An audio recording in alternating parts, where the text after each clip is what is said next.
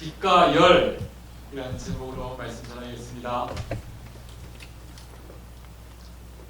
오늘 오전에 초등부 예배가 끝날 즈음에 한 집사님이 예배실로 찾아 올라오셨어요. 교사도 아니신데 한 번도 예배실에 올라오지 않는 유초등부와 아무 관련이 없는 분이신데 올라오셨습니다. 왜 올라오셨겠어요? 목사님, 박정원이 누굽니까? 이렇게 물어보시는 거예요. 정원이가 원래 잘 나오는 친구인데 오늘 못 나왔어요. 그래서 정원이가 오늘 못 나왔습니다. 아유, 정원이 위에서 항상 기도하는데 정원이 만나보려고 왔습니다 하면서 그 집사님께서 그렇게 말씀하시는데 제가 울보잖아요. 또 마음이 울컥했어요. 그래요. 그렇게 내게 주어진 그 이름, 그 명단, 누군지도 몰라요. 어떻게 생겼는지도 몰라요. 그런데 계속해서 기도하니까 관심이 생기고 사랑이 가고 얼굴을 보며 함께 기도하고 싶은 마음이 생기고, 그래서 올라오고 또 구체적으로 기도하길 원하는 그런 성도의 열정과 그 마음이 참 하나님을 또 목회자를 행복하게 합니다. 여러분, 유초등부실에 자주 올라오십시오. 그리고 저한테 물어보십시오. 누굽니까? 내가 이 친구 누군지 모르겠는데 누굽니까? 라고 물어보시고 구체적으로 기도하시고, 그렇게 해서 정말로 이것이 어떤 한 행사가 아닌 능력이 되기를 원합니다. 우리가 기도할 때에 그 이름들이 정말로 하나님 앞에 붙들려지는 그 능력이 되기를 원합니다. 중고등부 예배실에도 올라오십시오. 여러분, 9시에 올라오셔서 뒤에서 시끌시끌하지만 않으면 됩니다. 올라오셔서 누구가 누굽니까? 수아가 누굽니까? 이렇게 물어보셔서 알고 기도하고 하면 참 우리 교육부서에 말할 수 없는 능력이 되는 줄 믿습니다. 우리 아멘 한번 시원하게 합시다. 할렐루야. 빛이 밖으로 나타나는 모습이, 환한 모습이 외적인 모습이라 한다면 내적인 모습은 열이라고 할 수가 있을 거예요. 밖으로 환하게 비치고 그 안에는 뜨거운 것이죠. 태양을 생각하면 쉽겠습니다. 태양빛은 사람이 볼 수 없을 정도로 강력한 빛을 가지고 있는 것이죠. 태양빛이 한번 비추면 어둠이 몰려가고 대낮처럼 환하게 됩니다. 태양은 그렇게 밖으로 비춰지는 태양빛도 가지고 있어요. 그렇지만 무엇도 가지고 있습니까? 태양 열도 가지고 있어요. 일반적으로 지구의 태양의 온도가 한 6,000도 정도 된다고 합니다. 어떻게 됐는지 모르겠지만 6,000도 정도가 되는데, 이 태양이 얼마나 뜨거운가 하면 태양과의 거리가 가까운 적도일수록 열대지방이 되고, 또 멀리 있는 극지방일수록 추운 지방이 되는 거예요. 그만큼 태양은 강력한 열도 가지고 있어요. 강력한 빛도 가지고 있고, 외적으로 나타나는 빛도 가지고 있고, 내적으로 강력한 열도 가지고 있어요. 여러분, 우리가 함께 나누고 있는 성령님의 역사 또한 이와 마찬가지입니다. 성령의 역사 또한 외적으로 나타나는 빛도 있고요, 또 우리 안에 뜨거워지는 열도 함께 동반합니다. 성령의 빛된 역사는 여러분 어떻게 나타납니까? 우리가 봤습니다. 강력한 폭풍 소리와 함께 불의 혀같이 갈라지는 뜨거운 것들이 그렇게 기도하는 현장에 임하게 되는, 그런 눈으로 볼 수 있는 그런 모습들로 임하게 되었어요. 또 성령 충만을 받은 많은 120명의 사람들이 한 번도 배우지 못한 외국어로 방언을 유창하게 하는 것을 보였습니다.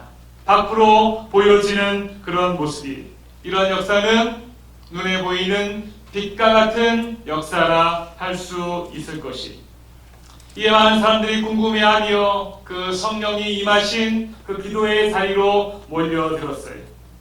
그런데 성령의 역사는 말씀드렸다시피 이처럼 눈으로 보여지는 빛된 역사도 있지만 그 안에 뜨거운 열, 뜨거운 내적인 역사도 함께 동반하는 거예요. 그 뜨거운 내적인 역사는 어떻게 일어나는가? 오늘 말씀해 보니까 이렇게 일어납니다. 베드로의 설교를 들으면서 성령의 조명을 계속해서 받은 그들이 말씀을 다 듣고 어떻게 됩니까? 마음이 찔려요. 마음이 찔린 것은 보입니까? 안 보입니까? 보이지 않아요. 그렇지만 그 마음에 뜨거움이 일어나는 거예요. 그래서 베드로와 다른 사도들에게 뭐라 이르되 형제들아 우리가 어찌할꼬 회개의 역사가 그 안에서 뜨겁게 일어나는 것, 이것은 성령님이 우리에게 임하는 내적인 뜨거움의 역사라 할 수가 있어요. 그때 말씀이 들어가고 그 말씀이 비추게 되면 그 마음은 성령의 역사로 함께 뜨거워지게 열이 날 수밖에 없는 거예요. 그 열이 나는 첫 번째 단계를 바로 뜨거운 회개의 고백들이 터져나오는 모습으로 우리가 오늘 말씀을 통해서 보게 되는 것입니다. 성령의 역사는 이처럼 외적으로 나타나는 빛된 모습도 함께 있지만 분명히 내적인 역사, 빛과 열이 함께 동반되었습니다. 우리 신앙생활 가운데에 뜨거운 빛된 역사들이 있을 줄 알아요. 체험도 있고 능력도 경험할 수 있어요. 한때 뜨겁게 기도할 때도 있어요. 남들에게 말할 수 있는 우리의 간증이 있기도 합니다. 다 우리 안에 역사하시는 성령님의 빛된 역사에 외적인 역사들이 무언가 말할 수 있는, 보여줄 수 있는 내 안에 일어난 간증의 역사들, 다 그렇게 외적인 역사들이, 그런데 그러한 빛된 역사들이 우리 안에 혹시나 오래 지속되지 못하고 반짝하고 끝나고 만다면 그것은 무엇 때문입니까?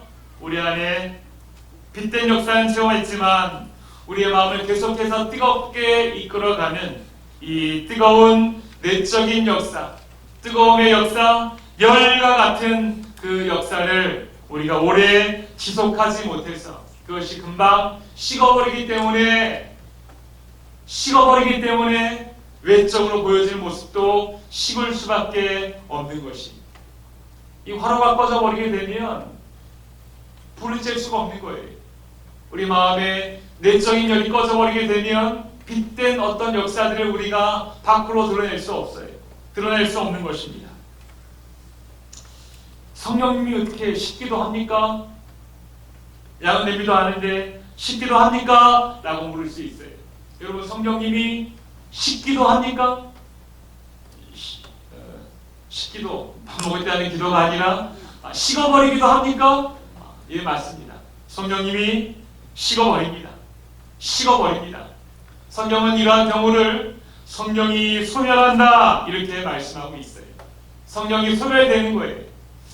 데살로니가전서 5장 16절로 18절은 우리가 너무나 잘 아는 말씀이에요. 항상 기뻐하라, 쉬지 말고 기도하라, 범사에 감사하라. 이는 그리스도 예수 안에서 너희를 향하신 하나님의 뜻이다. 항상 쉬지 말고 범사에 계속해서 해야 되는 것이 기도하고 기뻐하고 감사하고 이러한 것들이 우리 안에 계속해야 된다라고 이야기하고 이것이 우리 성도들의 하나님 안에서 행하실 뜻이다라고 말씀하시는데요. 곧바로 이어서 19절에는 어떤 말씀이 나오는가 하면 성령을 소멸하지 말며 라는 성경 구절이 나와요. 항상 기뻐하라, 쉬지 말고 기도하라, 범사에 감사하라. 또 그 다음에 성령을 소멸하지 말아라 라고 나오는 거예요. 무엇입니까? 우리 신앙생활 가운데 항상 범사에 쉬지 말고 해야 될 것이 기도하고 기뻐하고 감사해야 되는 신앙의 기본으로 알고 있는 이러한 것들도 있지만 우리가 항상 해야 되는 것이 무엇인가 하면 이 성령의 불을 잘 지피는 것, 성령의 불이 내 안에서 꺼지지 않게 하는 것, 이것 또한 우리의 신앙생활에 있어서 너무나도 중요한 사실이라는 것을 우리가 기억할 수 있어야 되는 것입니다. 성경 말씀 여기까지 외워야 돼요. 그런데 우리가 18절까지만 외웠어요. 그래서 항상 기뻐하라, 쉬지 말고 기도하라, 범사에 감사하라. 이것은 우리가 알고 있어요. 찬양도 있어요. 그런데 성령님에 대해서는 그렇게 깊이 있게 인식하지 못합니다. 그래서 내 안에 뜨거움이 있든지 뜨거움이 없든지 열이 있든지 없든지 상관하지 아니하니까 그 밖으로 나타나는 우리의 모습이 성령의 빛된 모습이 없을 수 있는 거예요. 여러분에게 묻습니다. 사랑하는 우리 성도님들에게 묻습니다. 우리 안에 이 성령의 불이 활활 잘 타오르고 있습니까? 7분 아멘하셨어요. 대부분의 경우 뜨겁지 아니하고 뜨거운 척하며 열이 없으면서도 빛된 척하며 그렇게 살아가는 것이 모습들이 우리 안에 있을 수 있어요. 여러분 그것이 얼마나 힘든지 몰라요. 성령의 내적인 뜨거움 없이 신앙생활 하는 척 하는 거예요. 거룩한 척 해야 되거든요. 기쁜 척 해야 되거든요. 그런데 마음에 감동을 얻고 뜨거움이 없어요. 그런데 억지로 무엇을 하려면 그만큼 너무나 힘이 드는 거예요. 미국 속담 중에 여러분 성령 받지 말고 목회해라 이런 속담이 있어요. 주로 상대방에게 저주할 때 이런 말을 씁니다. 영어로 성령 받지 말고 목회해라 이렇게 이야기하는 거죠. 영어로 할 수 있는데 여기서 못 알아들으실까봐 성령 받지 말고 목회해라 이렇게 이야기하는 거예요. 여러분 그 말뜻이 무슨 뜻입니까? 앞에서 목회를 하는데 교회를 이끌어가는데 뜨거움이 없어요. 성령이 없어요. 그런데 앞에서 이끌어야 돼요. 앞에서 뭔가를 해야 돼요. 그만큼 고통스러운 것이 없는 거예요. 내 안에 뜨거움이 없는데 뜨거운 척 해야 되는 거예요. 뜨거움이 없는데 빛된 삶을 살아가야 되는 거예요. 이 화로가 뜨거움이 없는데 뭔가를 어떤 척 해야 되니까 너무너무 힘든 거예요. 그래서 마치 저주와 같이 이 나쁜 사람 성령 받지 말고 목회해라 이렇게 욕처럼 사용한다는 거죠. 여러분 목회만 그렇겠습니까? 목회만 그렇지 않아요. 우리 신앙생활도 봉사도 헌신도 여러분 다 마찬가지 아니겠어요? 내 안이 냉랭한데 앞에서 막 뜨겁게 기도하라니 힘든 거예요. 기도가 안 되는데 뜨겁게 기도하는 모습 자체가 이해하기 힘든 거예요. 안 되는 거예요. 눈물이 안 나는 거예요. 꼭 눈물이 뜨거움의 어떤 결정은 아닙니다. 그렇지만 내 마음이 뜨거워지지 않는 거예요. 그런데 막 기도하라고 그러고 나오라고 그러고 하니까 힘든 거예요. 제가 좀 울보입니다. 그래서 설교할 때나 또 기도할 때 눈물이 자주 나고 또 울기도 합니다. 그러니까 이렇게 오해하시는 분들이 있어요. 누가 우리 목사님 괴롭혀서 속상해서 우시나 이렇게 생각하시고 어떤 분은 또 용기 있게 묻기도 합니다. 누가 목사님 괴롭혀요? 이렇게 묻기도 합니다. 누가 저 괴롭히지 않습니다. 또 속상하다고 울지도 않습니다. 다만 기도하는 가운데 하나님께서 마음에 뜨거움을 주시면 그 뜨거움이 어쩔 때는 눈물로 어쩔 땐 기쁨으로 어쩔 땐 통곡으로 나올 수가 있는 것입니다. 지금도 그래요. 우리 안에 뜨거움이 있으면 뜨거움을 주시면 그 뜨거움은 밖으로 빛된 모습으로 나타날 수밖에 없는 거예요. 근데 그 뜨거움이 없으면 뜨거움에 동참할 수가 없어요. 어려워요. 힘든 거예요. 쉽지 않은 거예요. 그래서 뜨겁게 기도하려고 해도 마음이 뜨거워지지 않으니 기도하기가 힘들고 부담스럽고 그것이 일이 되고 부담이 되고 어려운 일이 되고 하는 것이죠. 성령 받지 말고 목회해라. 성령 받지 말고 신앙생활해라. 성령 받지 말고 기도해라. 다 똑같은 말이에요. 무언가 뜨거움이 없이 우리의 신앙생활이 전반이다. 그렇습니다. 뜨거움이 없이는 우리의 신앙생활에 어떤 의무적인 모양새만 남아있게 되는 거예요. 그럼 그것은 아무런 능력이 없어요. 여러분 나를 한번 진단해 보세요. 각자를 진단해 보시기 바랍니다. 병원에 가면 진맥을 하죠. 여러분 제가 이 질문이 여러분의 진단입니다.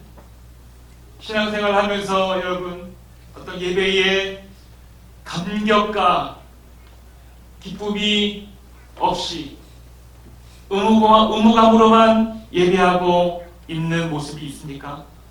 요새 자꾸 작은 일에 지치고 상처받고 하는 모습이 잦아지고 있습니까? 하나님으로 나왔는데 자꾸 사람이 많이 보이십니까?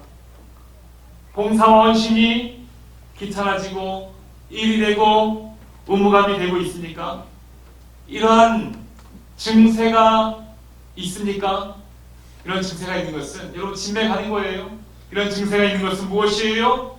100% 내 마음에 성령의 불이 소멸되어지고 있다는 증거예요. 성령님이 내 안에서 지금 소멸되어지고 있어요. 뜨거움이 사라지고 있어요. 그런데 이렇게 예배를 드려야 돼요. 이렇게 나와서 봉사를 해야 돼요. 그러니까 이것이 얼마나 힘이 들어요. 얼마나 어려워요. 그러니까 자꾸 사람이 나타나요. 그래서 힘이 들어지고 갈등이 증폭되고 마음이 상처받고 하는 일들이 잦아질 수밖에 없는 거예요. 나를 보세요. 나를 보세요. 각자를 보세요. 성령의 내적인 뜨거움이 없는 우리의 신앙생활은 어떤 유익이 없고 어떤 소망도 없는 종교 생활일 수밖에 없음을 우리는 알고 있어야 합니다. 그러면 도전합니다. 어떻게 내 안에 이 뜨거움을 유지하겠습니까? 어떻게 불을 지피겠습니까? 어떻게 성령이 소멸되지 아니하도록 어떻게 내 마음이 뜨거워지겠습니까? 처방전을 드리겠습니다. 함께 말씀 보겠습니다. 지난주에 이어서 베드로의 설교가 계속해서 이어지고 있는 그 현장이, 여러분 지금 베드로가 이 설교를 왜 시작하고 있습니까? 오순절에 100만 가까이 되는 수많은 디아스포라, 흩어져 있는 유대인들이 이곳에 다 모여 있어요. 많은 사람들이 모여 있어요. 그때 강하고 급한 바람 소리가 나고 불의 같이 갈라지는 뜨거운 것들이 120명의 기도하는 자들에게 임하는 빛된 성령의 역사를 그들이 봤어요. 그것을 보고 방언을 하고 하는 그들의 모습을 보고 많은 사람들이 이야기하기를 술에 취했다 하면서 조롱하고 있어요. 이때 베드로가 일어서서 설교하는 것입니다. 이런 일은 성령님이 임하실 때 일어나는 일이라고 구약 성경 요엘서에 미리 예언되어져 있습니다 하면서 설교를 시작하고 있습니다. 여러분 이 사람들은 술에 취한 것이 아니, 이 사람들은 성령에 취한 것입니다. 성령에 취하면 이런 일이 일어날 것이라고 이미 몇백 년 전에 성경에서 요엘서에 이야기하고 있습니다 하면서 요엘서의 본문을 들어서 설교를 시작하고 있습니다. 그렇게 시작된 설교가 42절까지 이어지고 있는데, 여러분 집에 가서 한번 12절부터 42절까지 쭉 보시기 바랍니다. 보시게 되면 이것은 우리 안에 성령님이 임하신 증거입니다라고 처음에는 우리의 현상에 대해서 변증하는 모습으로 설교를 시작하게 되지만 그 설교의 거의 90% 이상이 오직 예수님에 대해서 설교하고 있어요. 오직 예수님에 대해서 설교하고 있어요. 그 초점이 예수님에 대해서 맞춰져 있는 거예요. 예수님이 어떤 분이시고, 예수님이 어떻게 죽으셨고, 예수님이 부활하시고 어떤 일을 행하시고, 그분이 가신 이후에 성령님이 오시고 하는 모든 것들이 예수님과 연결되어 있다는 오직 예수님에 대해서만 그렇게 설명을 하고 있는 것을 보게 됩니다. 다른 말로 말하면 성령의 충만이라는 것은 무엇입니까? 예수님의 재인식이고 예수님을 다시 한번 우리가 깊이 깨닫는 것, 예수님 충만이 바로 성령 충만인 것을 오늘 베드로의 설교는 이야기하고 있는 것이, 예수님에 대해서 정확하게 할 때에 우리 안에 성령 충만이 임하게 되고, 예수님에 대해서 정확하게 알게 될 때에 우리가 어찌할꼬 하는 탄식이 일어나게 되고, 예수님에 대해서 정확하게 알게 될 때에 그 뜨거움이 내 안에 소멸되지 아니하고 활활 타오를 수 있음을 오늘 베드로의 설교는 우리에게 보여주고 있는 것입니다. 그래서 베드로는 지금 예수님에 대해서 설교하고 있어요. 예수님에 대해서 알려주고 있어요. 유대인들에게 나사렛 사람 예수님에 대해서 지금 이야기할 때에, 여러분 베드로가 이렇게 설교할 때에 그 설교를 듣고 있는 그 사람들 중에 예수님에 대해서 알고 있는 사람들이 그 자리에 있었겠습니까? 없었겠습니까? 당연히 있었겠죠. 같은 동네에 살았던 사람, 동네 친구도 있었을 것이고, 또 예수님이 바로 얼마 전에 죽으셨으니까 예수님께서 십자가에 죽는 장면도 보았던 사람도 있을 것이고, 예수님 벳세다 광야에서 2만 명 이상을 오병이어의 도시락으로 먹일 때에 그 도시락을 함께 먹었던 사람들도 있었을 것이, 누구보다 예수님을 잘 아는 사람들이 그 자리에 있었을 것이. 그런데 그들에게, 그렇게 예수님을 알고 있는 그들에게 베드로는 예수님에 대해서 다시 한번 설명합니다. 너희들이 알고 있는 그 예수님을 재인식하라는 거예요. 다시 한번 알라는 거예요. 어떻게 알라는 거예요? 이스라엘 사람들의 이 말을 들으라.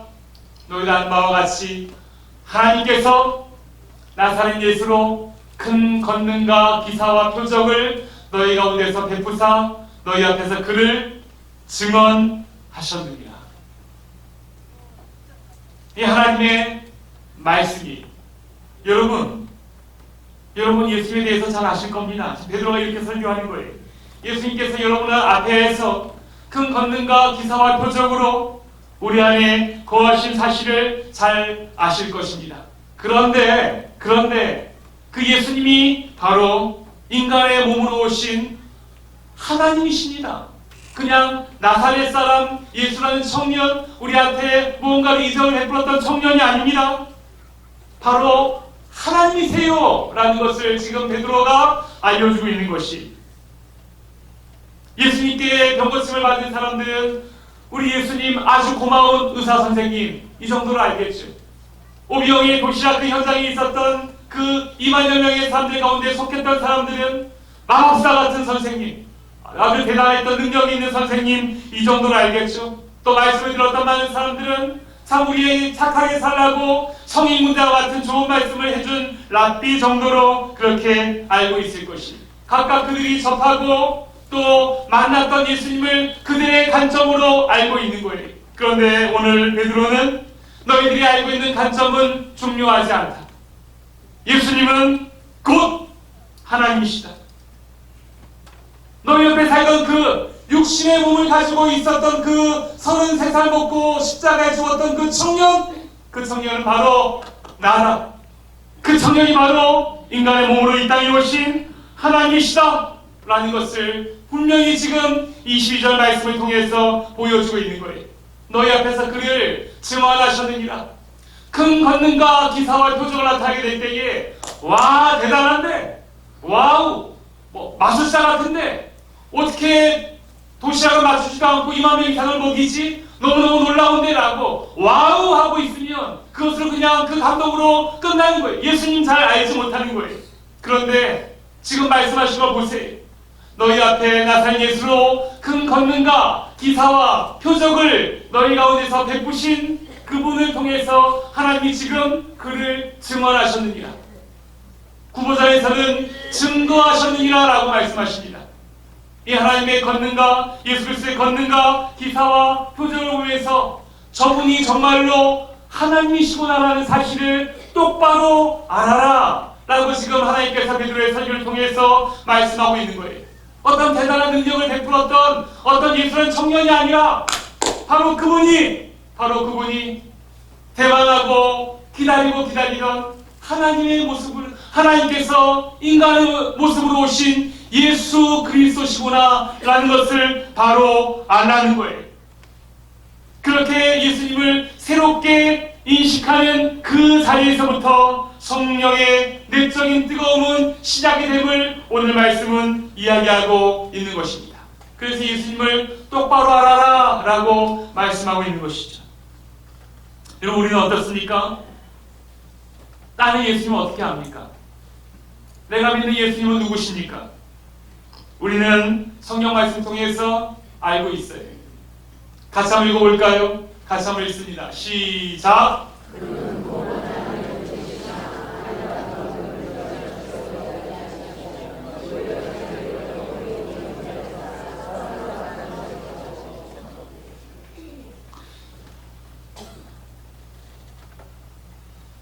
여러분, 이 말씀을 통해서, 이 말씀을 보면서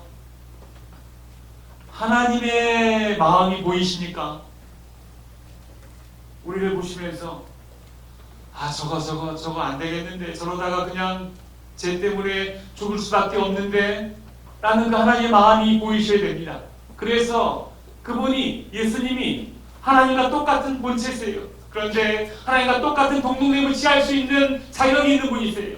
그런데 자기를 비워서 종의 형체를 가지사 사람들의 모습으로 나타나신 이유는 무엇입니까? 나를 사랑하사 나의 죄를 씻으시려고, 나를 살리시려고, 나에게 생명을 넣어주시려고, 나를 불쌍히 보이셔서 왕이신 하나님이 이 땅에 나 때문에 오신 것이, 우리가 예수님을 통해서 하나님의 범우주적인 그 계획을 볼 수 있어야 됩니다.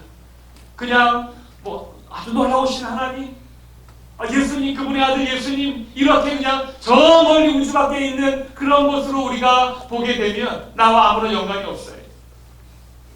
나를 불쌍히 보시고 나를 사랑하셔서 내가 죄 때문에 죽어가고 있는 나를 불쌍히 여기셔서 하나님께서 그 동등된 영광의 자리를 버리시고 인간의 모습으로 오신 그분이 바로 예수님이시다 라는 것을 우리가 깊이 있게 인식하셔야 합니다. 내가 뭐라고? 하나님은 창조주이시고 나는 피조물인데, 하나님 그 자리에 그냥 계셔도 누가 아무도 뭐라 그러지 않으시는데, 내가 뭐라고? 나를 사랑하셔서 이 자리에 내려오시고 나를 위해서 죽기까지 나를 사랑하시는 그 뜨거운 사랑을 보여주셨을까? 내가 뭐라고? 하면서 예수님 안에 담겨있는 하나님의 사랑의 모습을 우리가 볼 수 있어야 되는 거예요. 이런 예수님을 통해서 우리를 향하신 하나님의 그 크신 사랑이 보이시면, 내 마음 안에 깨달아지면 아멘 하시기 바랍니다. 정말 그렇게 믿어지십니까? 예수님을 보시면 그분이 하나님이심을 믿어지십니까? 이것이 믿어지게 되면 이것을 믿는 사람만이 23절 말씀을 볼 수가 있어요. 자, 22절 통해서 예수님이 하나님이신 것을 너희가 바로 알았느냐? 자, 그렇다면 23절을 우리가 볼 수 있어요. 자, 같이 한번 읽습니다. 다 같이 시작.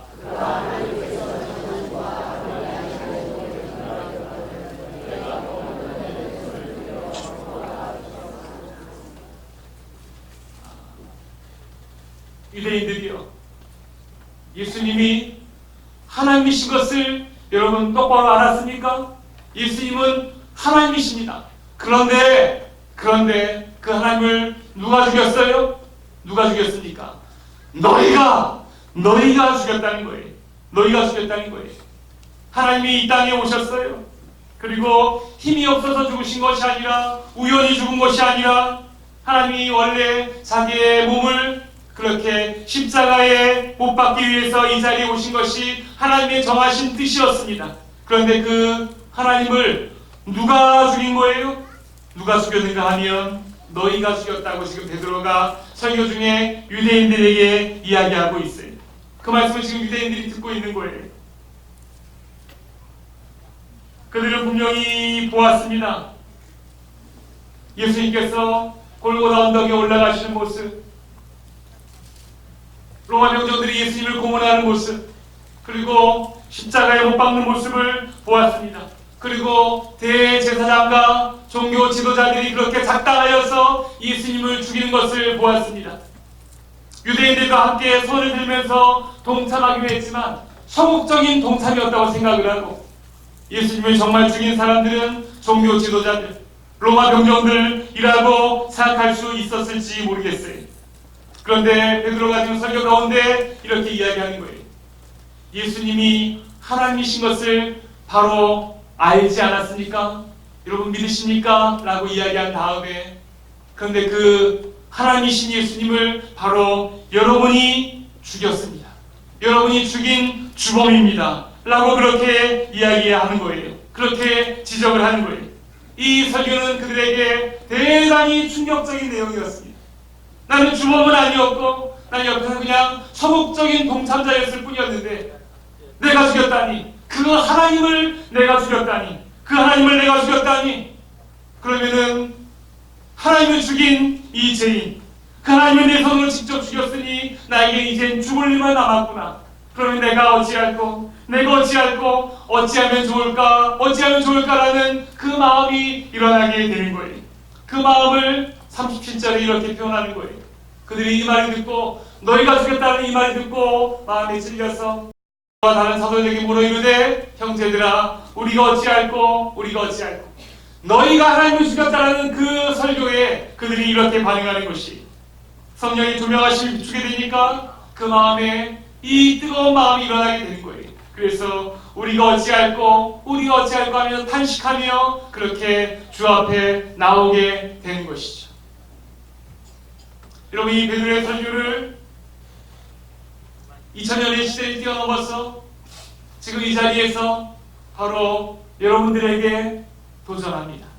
바로 우리들에게 묻습니다. 나에게 묻습니다. 하나님이신 예수님을 누가 죽였습니까? 하나님이신 예수님을 누가 죽였습니까? 역사의 어떤 종교 지도자들이, 로마 병정들이 하나님이신 예수님을 누가 죽였습니까? 바로 내가 예수님을 죽였습니다. 나를 위해서, 나의 죄를 씻기 위해서 예수님이 직접 이 땅에 오셨고, 나 때문에 아무 죄 없으신 예수님이 십자가에 못 박혀 죽으셨습니다. 내 죄 때문에 예수님이 죽었습니다. 그래서 예수님은 내가 죽였습니다. 그 은혜로 우리가 구원받고 살아가고 있지만 여전히 나는 또 예수님을 십자가에 못 박고 있습니다. 여전히 작은 일에 크게 분노하며 그렇게 죄를 짓고 살아가고 있고, 여전히 나의 불법보다 남의 티를 바라보며 정죄하며 지적하며 그렇게 죄를 짓고 살아가고 있고, 여전히 사랑하기보다는 사랑받기만을 좋아하는 미성숙의 상태로 살아가고 있고, 여전히 은혜를 구하기보다는 제 유혹을 즐기며 살아가고 있는, 오늘도 나는 예수님을 십자가에 못 박고 있는 그 죄인입니다. 그래서 오늘도 우리의 고백은, 주님, 제가 어찌하면 좋겠습니까? 주님, 내가 어찌하면 좋겠습니까? 라는 탄식이 있을 수밖에 없는 거예요. 여러분, 우리의 이 탄식이 이 자리에만 머문다면 우리가 어찌할꼬, 그래요, 돌아보니까 내가 죄인이에요, 내가 예수님 죽였어요, 구원받은 이후에도 내가 그렇게 변함없이 죄를 즐기며 살아가고 있는 나의 모습이 보여요. 그래서 우리가 어찌할꼬라고 이 자리에 머물게 된다면 그냥 답이 없는 거예요. 정말로 답이 없습니다. 그런데 여러분, 여기에 머무르지 마십시오. 우리가 어찌할꼬까지 이끄신 분이 누구십니까? 바로 성령 하나님이심을 믿습니다. 성령 하나님은 우리로 하여금 우리의 모습을 돌아보게 하십니다. 내가 죄인임을 깨닫게 하십니다. 내가 죽였음을 알게 하십니다. 그리고 내가 어찌할꼬라는 탄식까지 이끌어내십니다. 그렇지만 그 탄식은 또 하나의 중요한 장점이 있는데, 그 탄식은 성령님을 우리 안에 초청하는 초청장이 되는 줄 믿으시기 바랍니다. 우리가 회개하고 돌이키면 그 성령님은 우리 안에 들어오셔서 우리로 하여금 뜨거운 마음을 우리 안에 허락해 주시는 줄 믿으시기 바랍니다. 성령님 우리 안에 조명하실 때 내가 죄인임을 고백하십시오. 내가 죄인임을 인정하십시오. 그리고 마음껏 주 앞에, 주님, 내가 어찌하면 좋습니까? 우리가 어찌하면 좋습니까? 라고 고백하십시오. 그렇게 고백할 때 성경은 그 다음 구절로 우리에게 이렇게 말씀하십니다. 우리가 어찌할꼬 할 때에 베드로가 이르되, 너희가 회개하여 각각 예수 그리스도의 이름으로 세례를 받고 제사함을 받으라. 그리하면 성령을 선물로 받으리니 라고 우리에게 분명히 말씀하셨어요. 이 말씀은 2000년 전에 오순절 그 예루살렘 현장에도, 2000년 이후에 전남 고성 벌교회 현장에도 여전히 유효함을 믿으시기 바랍니다. 우리가 지금 이 순간에도 예수 그리스도가 하나님이심을 인정하며 구원받은 이후에도 우리가 여전히 부족하여 그렇게 그 뜻대로 살지 못했음을 인정하고 회개하며 주님 내가 어찌하면 좋습니까? 주님 내가 어찌하면 좋습니까? 라고 그렇게 그 마음으로 나가게 될 때에 그 성령님은 우리에게 동일하게 성령의 뜨거운 열로서 우리에게 임하게 되는 줄 믿으시기 바랍니다. 성령의 뜨거움을 우리는 이렇게 체험할 수 있어야 되는 거예요. 한번 우리가 성령을 체험하고 우리 인생이 뜨거워졌다고 해서 그 예전의 체험이 흘러간 물이 우리의 인생을 대변해 주지 않아요. 지금 내 안에 나를 지탱해 주는 성령의 뜨거운 물이 없으면 지나간 빛은 영적인 추억이 될 수밖에 없는 것이.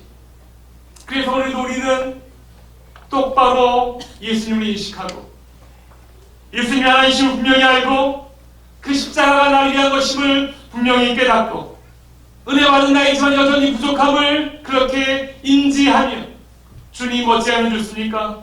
주님 어찌하면 좋습니까? 라고 탄식하며 주 앞에 나가게 될 때에 이 모든 깨달음과 이 회개의 과정을 주도하신 그 성령님이 우리의 마음을 뜨겁게 해 주시는 줄 믿으시기 바랍니다. 회개하지 아니하면, 돌이키지 아니하면 내 안에 열은 없어요. 내 안에 열은 없어요. 내 안에 열은 없으면 나에게 나타나는 모든 빛은 다 거짓일 수밖에 없습니다. 그러면 우리는 빛된 삶을 살아갈 수가 없어요. 분명히 말씀하는 것입니다. 오늘 성경 말씀은 다시 한번 말씀하십니다. 예수님께서 하나님이심을 인정하고 그 십자가가 나를 위한 것임을 고백하고 나의 여전히 부족함을 인정하며 그렇게 주님 앞에 어찌할꼬 탄식하며 나가십시오. 그러할 때에 우리 안에 뜨거움을 주시고 그 뜨거움이 우리 안에 있을 때 우리 인생은 다시 한번 빛된 역사로 하나님 앞에 영광 돌리게 될 줄 믿으시기 바랍니다. 이 뜨거운 성령의 빛과 열이 우리를 주도하는 벌교 대강의 모든 가족들이 되기를 주의 이름으로 축복합니다. 하나님 아버지 감사합니다. 성령의 빛은 성령의 열이 있어야지 그 빛된 삶을 감당할 수가 있습니다. 성령의 열은 우리로 하여금 예수 그리스도를 분명히 인식하고 날마다 그 주님 앞에 우리 부족함을 통과하며 나가게 될 때에 우리의 성령의 불이 우리 안에 뜨거워지는 역사가 되어질 줄 믿습니다. 하나님 아버지 막연하게 구하지 아니하게 하여 주시고 정말로 날마다 예수님 앞에 나의 모습을 돌아보며 인식하고 예수님 앞에 자복하며 어찌할꼬라는 탄식과 돌이킴이 우리 안에 있게 하여 주시고 그렇게 내 안에 뜨거운 열을 유지할 수 있는 그렇게 뜨거운 빛된 삶을 보여줄 수 있는 성령의 빛과 열을 동시에 보여주는 대강의 모든 가족들이 되게 하여 주시옵소서. 예수님의 이름으로 기도드립니다. 지금은 우리 주 예수 그리스도의 은혜와 하나님의 무한하신 사랑하심과 성령님의 감동, 감화, 교통, 역사하심이 오늘도 하나님의 자녀이지만 우리의 부족함을 깨달으며 주님 어찌할꼬라며 탄식하며 나아갈 때에 우리의 마음 가운데 열을 주시고 우리의 삶 가운데 빛을 주시며 주의 이름으로 함께 동행하며 나아가기 원하는 사랑하는 주의 몸된 교회 모든 식구들 위해 교회 위에 오고 온 모든 세대 위에 지금부터 영원토록 항상 함께 있을지어다. 아멘. 아버지 도우시고 역사하시는 하나님의 능력이 우리의 삶과 우리의 마음을 주장하여 주시옵소서.